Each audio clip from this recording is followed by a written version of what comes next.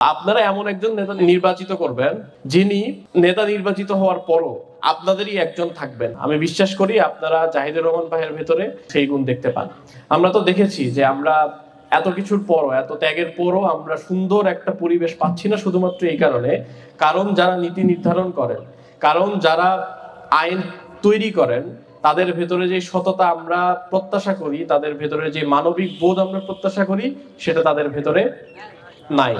তো আমরা এরকম মানুষকেই আমাদের নেতৃত্ব নির্বাচিত করতে চাই, যারা আমাদের সাথে গড়ে উঠেছেন, যারা আমাদের মতোই সাধারণই মানুষ। আপনারা বিভিন্ন জায়গায় হয়রানির শিকার হন, বিভিন্ন জায়গায় দুর্নীতির শিকার হন, সেটা থেকে বাঁচতে হলেও যেমন সৎ নেতৃত্ব দরকার, শুধুমাত্র এর বাইরে গিয়েও বাংলাদেশের যেই আইন, বাংলাদেশের যে নীতি, এই নীতি নির্ধারণ করেন কারা?